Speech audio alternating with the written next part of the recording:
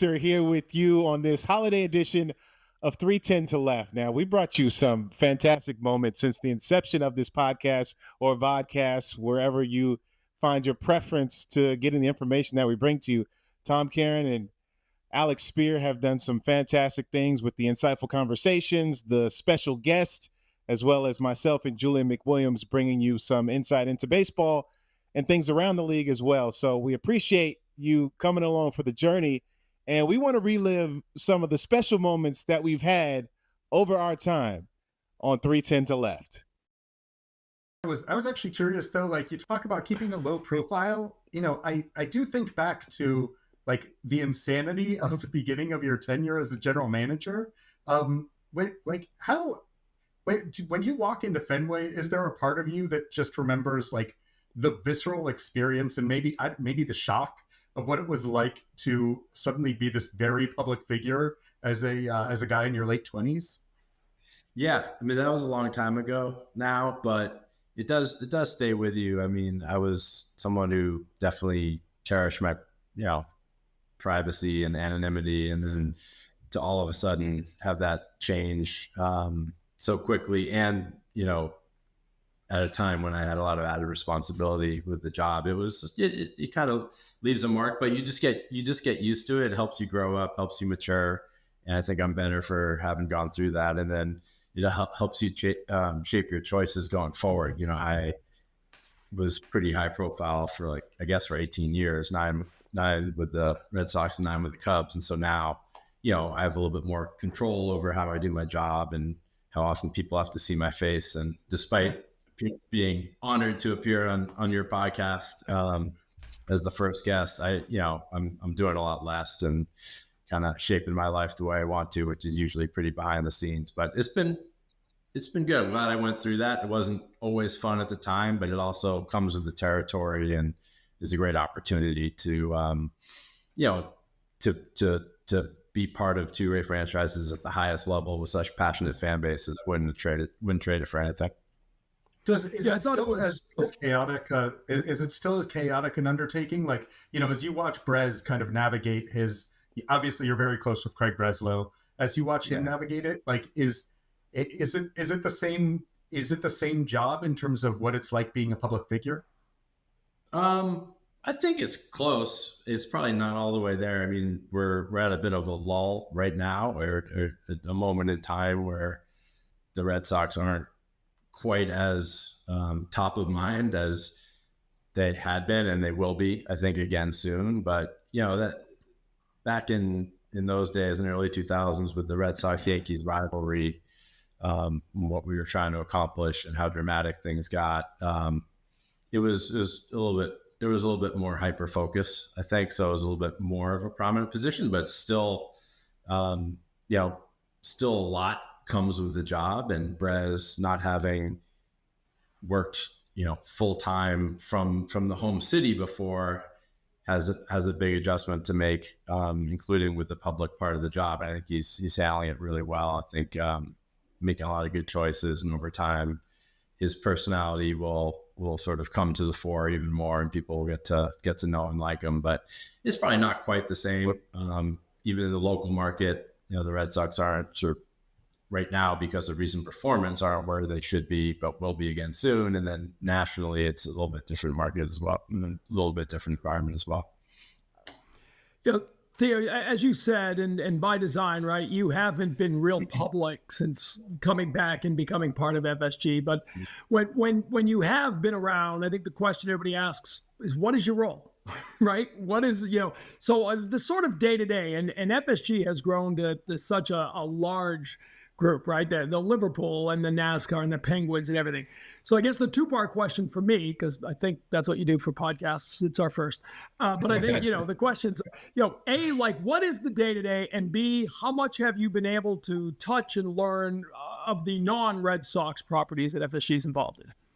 Yeah. So day-to-day, it's an advisor role. Well, two things. So I bought in as a very small piece as a part owner. So there's that. And then there's an advisor role, I guess technically it's called senior advisor, for FSG as a whole, not just for the Red Sox. So it's been kind of learning each of the individual companies and seeing where I can help, where I can make an impact. So that means different things for the different organizations. So with the Red Sox, it's really being there for Brez any way I can, kind of the way Bill LaJoy and others were for me when I first took over. So some weeks that means, texting or talking on the phone with Brez like 3 or 4 times a day, every day. And other weeks it means, checking in just a couple times, seeing, depending what's going on. And, some of the like bigger decisions or bigger philosophical questions, he'll ask me my opinion and why. And I don't make the decisions, but I kind of give him a perspective based on my experiences, having done that job. And then also, having worked at the league office and, been around the game a long time, but it's not so much, hey, we had someone hit the IL, who we're going to call up to take his place. Although sometimes it can, sometimes they'll ask me my opinion on something like that, but it's more bigger picture, like where we how to build a great organization and where we're going to find our competitive advantages, et cetera. Just being there for Brez and his group any way that I can. And then with the other organizations, it's different. Like golf, for instance, with FSG making, the big lead investment in Strategic Sports Group and PGA Tour Enterprises. There's a lot going on there now because it's sort of early innings. So I've spent a little time trying to get up to speed and understand the lay of the land, and then again trying to call on my experience to provide some assistance wherever I can. So I was part of the rule change process at MLB, for example, with the pitch timer and the other rule changes in 2023. Golf's at a moment in time where they're leaning into their future and thinking about where they can progress as a tour and as a sport. And so my experience with MLB might come in handy here or there. It's just adding another perspective. With the Pittsburgh Penguins, I've gotten to know their GM really well, and I know just enough hockey to make myself dangerous. So I'm not informing personnel decisions there, but more, again, big picture, macro issues, how to gain competitive advantage, how to set up an organization the right way, how to handle certain issues. And Kyle doesn't need a lot of help from me, but will call on me from time to time. And with Liverpool, it's, Mike Gordon has been the lead guy there, and we're really close. And it's a fascinating organization that they built over there, and it's going through a period of change. So I've been through lots of regime changes, and just provide counsel as I can on that one. And the good thing about FSG is kind of always changing and evolving, but every organization is important and takes huge priority and means so much to us. So there's constantly decisions to make, plans to make, and every day is an opportunity to gain competitive advantage in a hyper competitive landscape. It's interesting that you mentioned like the idea of the hyper competitive landscape, right? Because like one of the things that's striking to me is you had this 2-decade run where like you're living and dying with the performance of a single team on a given day. How different is what you do now, that engaged, invested in like you're living and dying with like every Penguins, Liverpool, like Red Sox game, or are you now kind of removed in a more academic / strategic position? Yeah, there's definitely a difference. I mean, I think it's also true for if you're the assistant GM versus GM, because I've done both of those, and you when you're the assistant GM, you care, you're just as invested. It kind of means everything to you when you're at the ballpark. But after a tough loss, when you kind of leave it at the park, when you go home, it doesn't dominate the rest of your day. When you're a GM, or when you're the number one person running the organization, you feel such a responsibility for so many people that work with you, that believe in you, and then the broader fan base, that you take it home with you. And it can kind of, it's hard work to not let it impact your mood, and therefore, impact your family and things like that. So that's very immersive as an experience. And I've, in this role, or even when I was assistant GM, it's a lot easier to separate. So, 18 years as the true number one in two different places, that was plenty of time to sort of feel that way. But I think it's easier to lead a full and healthier and more well-rounded life when you can kind of lift your head out of the water and see and breathe a little bit and see things with proper perspective. And it definitely able to do that in this role. Still care, still personal to me, still very competitive, still want to win, but it's not something you take home quite as much or quite as immersively. Well, it's funny that you mentioned the whole thing about missing the bus, which I had never heard before and would love to. I mean, my goodness, you missed the bus on your first opportunity to pitch in a big league spring training game? You remember the stadiums back then were different. They were down the road from each other, about 3 miles. Sure. So I'm spot starting in a big league spring training game, in 05 or something like that. Or 04, 05. And of course, I'm at the minor league complex thinking the big league bus is going to come pick up. And little did I know, like, we're 30, made the whole, I made the whole entire bus late, and I knew that day that either I was going to be accepted or rejected. And I went out there and I think I had to drill. They tried to hit. Millar got hit. A bunch of guys were getting hit. So I had to go out there and drill somebody. And there was no way I was not getting back on that bus without drilling somebody. So the respect, I think, came pretty quick with me and those guys. Yeah, I firmly believe that even though you were starting in that game and at the beginning of your big league career, like, you knew how to make a closer's entrance right out of the chute, right? Like, you were able to make that kind of resonant impact. I actually want to build on that by asking about your big league debut. Like, this was Hurricane Pap's introduction to the major league scene. You came to the Red Sox. You made your big league debut under kind of the most chaotic circumstances of just about any major league debut I've ever seen. You had Manny kind of trying to negotiate his way out of Boston at the trade deadline. It was trade deadline day, so you're like pitching through this moment in time. If there's chaos just happening all around. Like, have you ever stepped back to appreciate what on earth was going on that day of your big league debut, when you, by the way, were striking out everyone, throwing nothing but fastballs? Yeah, I do now more, Alex. During the time I didn't, but I do now. And when you make a debut, man, all you're trying to do is just be just a one piece and just come up, do your job, and that's it. Well, I think Matt Clemens got hit in the head, and I was spot started the rest of his games that year.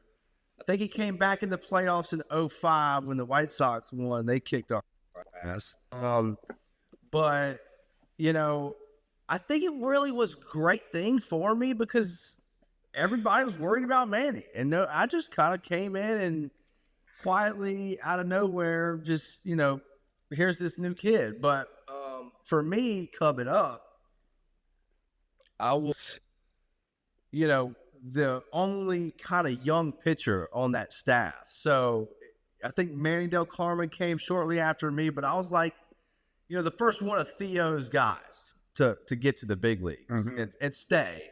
I think Abe Alvarez was the first one, but I think he was just like one or two starts. One game, yeah.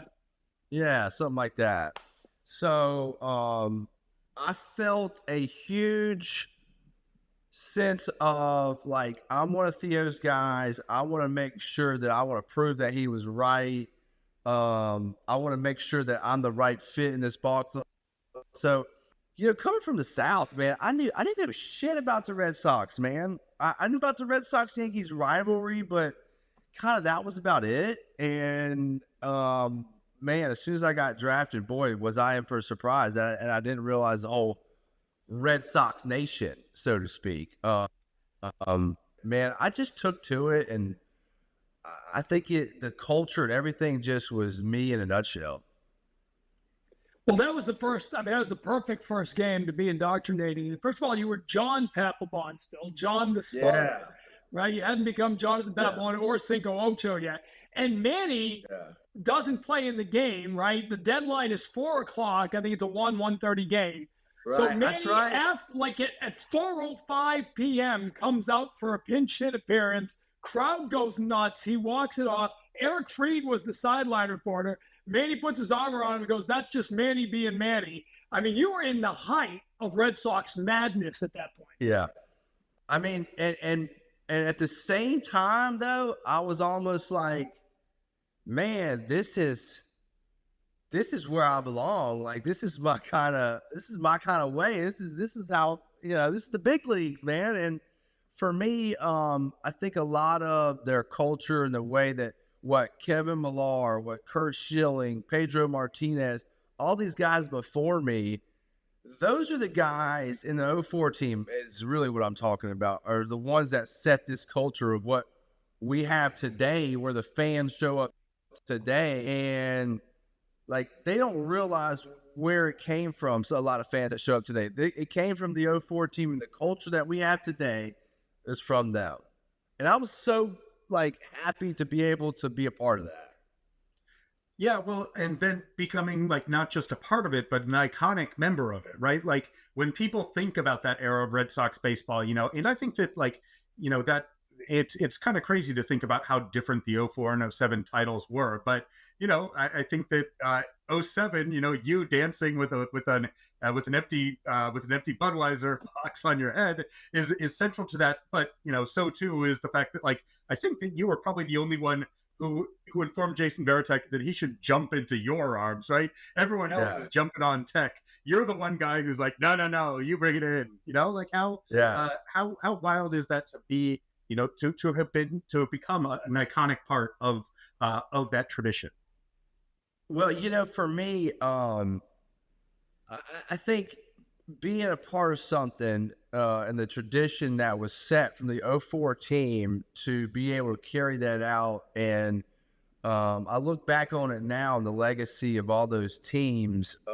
I think that for me, there's a certain family aspect to it, right? And my wife will even say this, like, the wives' room and the family room and the way that the Red Sox treat their families it's different. Like, it's not the same as the Phillies, the Nationals, the other places that I went. It's just not. There's the culture of the family being a part of this club is just, it's different, man. And so for me, I didn't realize that while I was playing, and now I realize it. And especially in time, Big Field's death, when you see the support and everybody that comes back, and we're all still like one big family. Nothing's changed, even though we all live in so many different parts of this country, or world, I should say. And to me, that's the biggest thing that I get and I'm thankful for with this Red Sox franchise. I find it fascinating. Obviously, the all-time saves leader of the Red Sox, all-time saves leader of the Phillies, right? And these are two tough fan bases. Like, you got to be a certain kind of guy to thrive in those two cities. Were they completely different to you? Were there similarities? Did they bring out the best in you? What was the commonality between the two? Well, the common thing is like the two cities and the expectations brought the best out of me. Like I was not, when I hit free agency, I was not going to a team that wasn't going to compete, period, or didn't have a fan base that, expected a lot. I just knew that wasn't going to work. So Philly, it was very comparable in that. And then, like the one thing I didn't know though, is that, the Red Sox tend to have a little bit more grace than the Phillies fans. I think I remember one time I think one year I had 28 in a row and I blew like my 29th save. That was pretty good. I blew the 29th when they booed me off the field. I was like, oh shit, okay. But I accepted it and I was like, okay, let's go with it. And then there was also a time where the Philly fans, they're just a little bit more ruthless, I would say. Like this guy was mad at me. He literally ran on the field and tried to jump in the bullpen, and I convinced the cop to let him come on down, and We ended up putting him in a headlock, and Shane Victorino had to run in from center field to come save the guy. But yeah, that's the kind of the differences. I mean, that's amazing. You went Nolan Ryan to Robin Ventura on a fan charging the field. Yeah, it was a bad idea with that guy.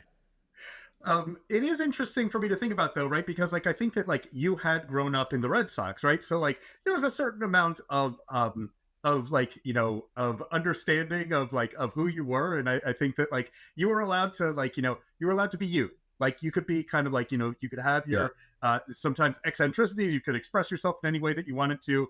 And you would have a lot of guys around you who had your back. Like, what was the experience like in like as you changed teams and were around players that you hadn't grown up with? And, like, obviously, like, one of the, like, fairly or not, like, some of it, like, one of the kind of like enduring images of your time in Philly is getting into it with, or rather in post Red Sox, is getting into it with Harper. Like, how different was it kind of navigating not being a lifelong member, of an organization? That's a good question, Alex. Because it is different. So I feel like, it's like almost like a child. Like, the Red Sox years were my formative years of Major League Baseball, and I feel like I couldn't have had a better dad than Tito. I mean, he was like a dad for me. Mistakes, my first years, tons of them. Mental mistakes, physical mistakes, mistakes off the field. So for him to be able to harness not only me, but everybody else in that clubhouse, like, that was a perfect role model, coach, whatever you want to call him, psychiatrist, dad at times. He was all of those wrapped in one. And it was a perfect thing for me to have him during those years. And then as I go into Philly and Washington, it became more of, okay, I've got that first step under my belt. I've grown. This is who I am. I need to be my own coach, know my own abilities, and be able to be a pro now and go into a different clubhouse and these other pros and know that, like, this is how I play. This is how we're going to play together, and all of us be pros together, and kind of traverse that. That was the hardest thing for me, is like, it's a new field of players that you're trying to accomplish a world with together, but also, be professional and have each other's back. So there's, like, transition periods throughout your career. And to me, I think having Tito in the beginning was the biggest key for me, and helped. Roger, it's so interesting to think about the fact that you have, you're coming up for New England charity events. You've done so many of them, throwing batting practice on the field at Fenway in support of the Jimmy Fund, among many other undertakings. I am curious, I did not grow up in New England. I was a transplant to the area, came here. I got to college while you were in your last couple of years with the Red Sox. And then was here for your post Red Sox career, right? Like, when you came back to Fenway as the villain for many years, and the dynamics were super interesting. And sometimes they were very loving. I remember vividly, like, seeing people in tears when you walked off the mound for what we thought was your final time in 2003, when you were supposed to be retiring and then didn't, and kept on coming back. Anybody can retire once. Anybody, Well, it's really interesting, though, to me that, like, you are once again, kind of, I feel like, beloved in most parts of New England and Fenway. How much at home do you feel at Fenway again? And are you surprised that you were able to kind of rebuild the roots that you had into this ballpark that was formative for you? Yeah, great question. I mean, it was. I never left. I mean, really, I never left. Of course, I would have. Thank goodness for the twilight of my career, right? It was a long twilight. It was a long twilight. Twilight ever. Yeah, right. I got to experience a lot of cool stuff. Continuing on, I really was. Steve Augie was like the assistant GM. I think was traveling secretary, and he would be my running mate. He was great great long distance runner. So our 2, 3, 4 miles around the commons out there, we talked about I was going to sign like a 4-year deal that would have got me to the year 2000 and probably call it a day there, maybe get into coaching or doing something with the team. But the general manager didn't want anything to do with it. And like I think back then they said, you don't give a 31 or 32-year-old pitcher a 2 or 3 year contract. And I said, yeah, you're right. Now you give them a 10-year contract. And so, I mean, I remember talking to Greg Maddux out at the Tahoe event, and he's like just shaking his head. He said, Rock, they couldn't afford us right now. And I said, Doggy, you only have to go 4 innings. You wouldn't have to even ice. I mean, this is great. You still throw 100 pitches, but you only go 4 innings. So, but coming out of the University of Texas and being drafted by the Red Sox, what a dream. I knew a little bit about the history, but it was cool because my mom wrote me a really cool poem about Fenway Park. And then when I got here, it was once I got my feet in the dirt and established, where to make a living, be able to change the course of my family and my extended family's life. Then it was right back focused on winning championships. And then we get to the World Series in '86. I'm like, yeah, this is what I'm talking about. Playing when everything's so meaningful, and just how cool it was. I just remember telling my brothers and sisters, they're like, what is it like there? And I said, people come straight from work, take off their jackets and ties and get a dog and a beer, and here we go, man. They're on top of you in this cool little stadium. Had to learn how to pitch inside at Fenway. I was leaving balls over the middle of the plate to guys like Luzinski and Don Baylor and Dave Kingman. And when you do that, you don't get them back. They go a long way the other way over that green monster. So I was able to learn very rapidly how to make a 17-inch plate, a 24-inch plate. But to your point, even when I was a Yankee, everybody's like, oh, he went to – I said, no, I actually stopped in Toronto for 2 years. I don't know if anybody remembers that. All these other guys that were Red Sox that went directly to the Yankees, that's how it went. But it was when you're on the – I get it. When you're in a Red Sox uniform, the Yankee people don't like you. But when you go to dinner or out on the street, they're the first ones to come up and ask you for an autograph. Unless a couple guys have been really drunk where it would have got ugly or something stupid. Very rarely, I think, in my entire career has that happened. They see you out of your uniform in your street clothes, and it's pretty good. I tell people all the time, I mean, pitching in, I was very fortunate. I got to pitch in 2 of the most historic ballparks. New Yankee Stadium's nice. Is not even close to Old Yankee Stadium, not even close. And then the change. Yeah, and then the changes they made to Fenway. Every time I come back to Fenway and see the guys, like you said, the work I do at the Jimmy Fund, I love it. They help out my foundation. What a treat it is for me to get back on that mound out there and throw what I call room service to those guys. And they get a hit at Fenway Park. I mean, I make them nervous because I walk up halfway through and I go, do you guys realize you're standing right where Ted Williams and Yaz stood and Babe Ruth, and they're like freaking out. So that part that's fun. I always tell people though, you don't realize it. One of I think the toughest place is south side of Chicago. When I went over there to pitch, regardless if I was a Yankee or a Red Sox, there's you roll into the bullpen. There's 12 college football players that have been drinking all day, and as soon as I come through that door in the bullpen, it's like, Rocket, we're gonna kick your butt. You suck, and all that. I mean, they're going, they're just wearing me out.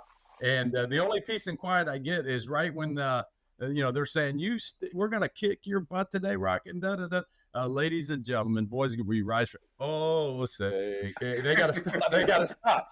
So I get 2 minutes of peace and quiet, and then as soon as mother break, you stink, and we're gonna. So, but that's the cool things about the playing. That's when I get on some of my golfer buddies that the caddy has to hush everybody perfectly quiet. And I said, hey, come watch me warm up one time in an opposing ballpark. You guys want it to be quiet. Obviously you had the opportunity to pitch in with the Blue Jays and the Yankees and then Houston and then back with the Yankees.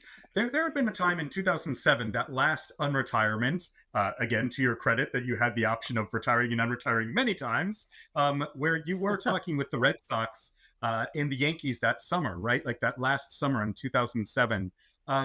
Did you come close to coming back to the Red Sox at that point? And if so, like when you watched the Red Sox win the World Series that year, that was their second title, obviously, in that run. Was there a part of you that October that was like, dang it, made the wrong choice? Not really, because I think when the Red Sox came calling is when after I finished in Toronto. So I get to Toronto and I'm doing very well. I have a great 97, and I think midway through 98, Mel Queenie, my pitching coach, and the reason why I hit it off with Paul Beeston was awesome when he came down. Once I realized that I wasn't going to get an offer from the Red Sox, and we actually flew home from Hawaii. My agents called me and said, you need to get back to Houston. We need to talk. And it was almost laughable. And my agents were like, what, he hit me with like Cleveland, New York, Toronto, and there was another one involved in the numbers and the years and the length of the contract. And I just kind of sarcastically laugh, and they go, what's so friggin' funny? And I go, well, a team that I just worked my tail off for 13 years, even though my win-losses weren't great my last couple of years, I was in the top, I think, 5 in all the pitching categories. My second to last start, I timed my 20 strikeout game mark. And I looked at him, I said, I can't get an offer from a team that I, love and that I was drafted by, and I worked my tail off, but I've got all these offers. It was unbelievable. So, but anyway, Beeston flew into Houston, Paul Beeston, and Beeston and I hit it off. He wanted to rebuild the Blue Jays. I tell people when I was with the Red Sox, 80s, mid 80s, late 80s, early 90s, the Yankees really weren't our rival. They sucked. I mean, they had Donnie Ballgame. Yeah, they had some other great players, but Donnie Ballgame was their star guy. And the Blue Jays were, the team that we were going after. Now, once I went to New York, and then Red Sox changed ownership, it got competitive again. It didn't get ugly like, we had a couple crazy games, of course, out there, but it didn't get, it wasn't like when you I think like 75, 76, you see guys bashing into home and we're running guys over and sliding into second base, running guys over at second base and stuff like that. But anyway, Beeston left and went to the league office, and that kind of changed the dynamics of my contract. And as I was really going off, it kind of threw me back.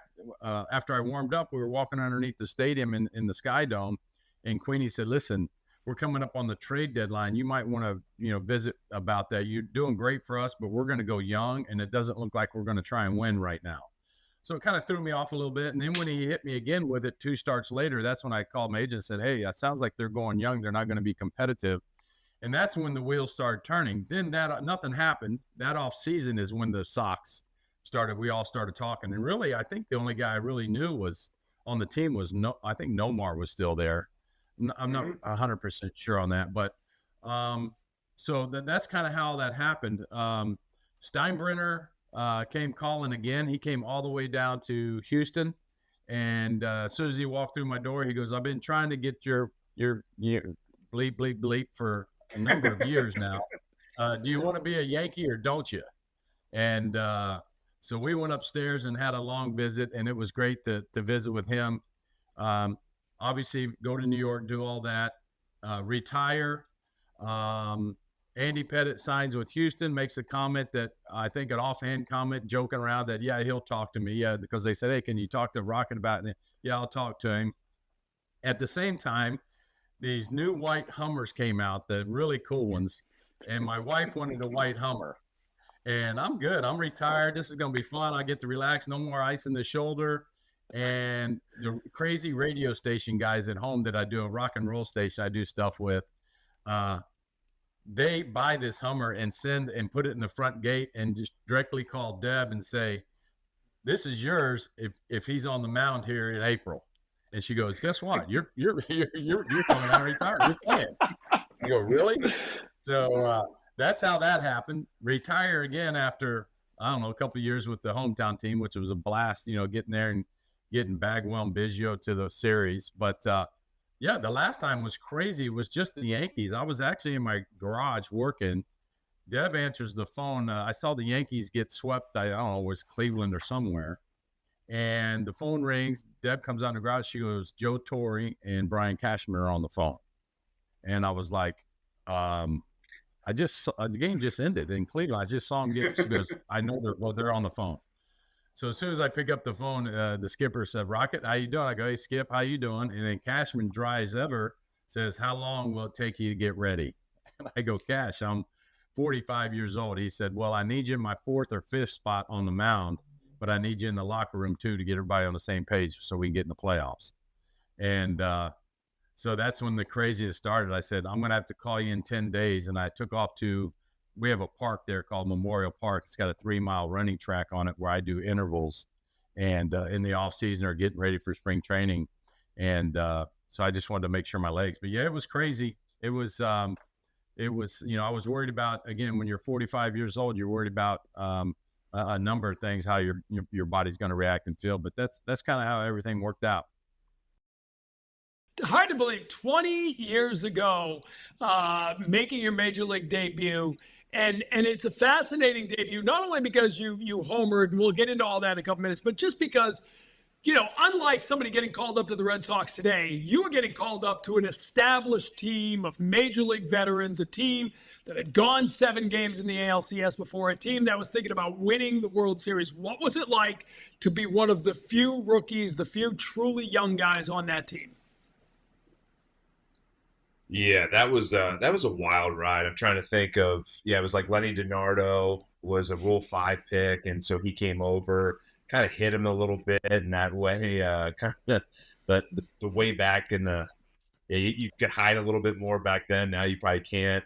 But it was quite fascinating to me that, one, I just was so excited to get to the big leagues. Nothing else mattered. To fulfill my lifelong dream of being in the major leagues was just a high in itself. But I'll never forget it. We were down in Charlotte, and I got a call from Buddy Bailey and says, "Yeah, you got your passport?" And I was like, "Actually, I do. I went on the Red Sox cruise that year, and I had a passport." And Buddy Bailey goes, "Well, that's good because you're going to the big leagues." And I was like, "What? Oh my God!" I had to go run to the field, which is in South Carolina.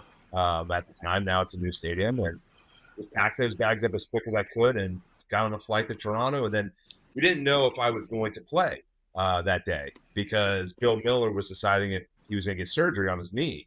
So I get a call after that. I'm watching the game in my hotel room in Toronto, and Tito calls me. He's like, "Hey, congratulations. You're going to be starting tomorrow." And I literally got about maybe 4 hours of sleep. I was running on straight anxiety, excitement. And I'll tell you, it was just walking in that locker room, I'll never forget, having no idea where I'm going, especially in Toronto. No one knows where they're going in Rogers Center back then, right? So looking in my locker and seeing the number and did not care. Had no idea why the number 20 was there. But was super excited because that number was a lot lower than all my spring training numbers that I had. An offensive lineman, over to a guard, maybe into a linebacker. I think it was like 55 or something like that. I got that number 20, and just truly special to be a part of that team and get to learn so much from a lot of great veterans, bench veteran guys to guys that played every day that just showed me the way. And it was just such a special group of guys that. One passed away, Dave McCarty. He was super influential in guiding me through my younger years and directing me in a way that allowed me to understand that, hey, you gotta be ready when they call your number. And so I was ready at that time. I felt ready. It took 2 more years to get there to be fully established, but that 04 team was probably one of the best mentors that I could possibly ask for. To be introduced into the Major League Baseball. It's such an interesting dynamic that was in play at that time, right? Because you came from prospect obscurity, right? You didn't get drafted as a junior, even though you were performing at an All-American level. Ridiculous. You ended up being an inexpensive draftee for the Red Sox, and obviously had a little push and pull before you decided to sign for a very, very modest bonus. But then, you kind of blow up with the whole Greek God of Walks thing, which was in part driven by the fact that someone wanted to trade for you at a time when the Red Sox had not been a player development driven organization, right? It had been years since Nomar had come up, since Trot had come up, And in the intervening years, they had been, driven by free agency, driven by trades. Did you think, as you were coming up through the Red Sox system in the early 2000s, did you think that there was a path to the big leagues with the Red Sox, or were you like, well, I'm playing for a bunch of teams here, and we'll see where the chips land? Yeah, at the time, I mean, we were bad. I mean, our minor league teams were bad. I mean, it was too bad. Wow. And I hate losing, so it didn't really go well for me. And that's the one thing too, is the minor leagues are very tough because you have to be selfish in a way, because you're developing your own entrepreneur in a lot of ways. I mean, you have to develop yourself, and then you're playing with these teammates, and then next thing you know, they go, hey, you're going up a level. And then you have new teammates, and you have to learn and grow with them. And it was a wild ride, I think. And I never thought, hey, I'm going to play for another team. I was so focused on every at-bat, every pitch. I was so intense in that way that it was all about, how do I get better?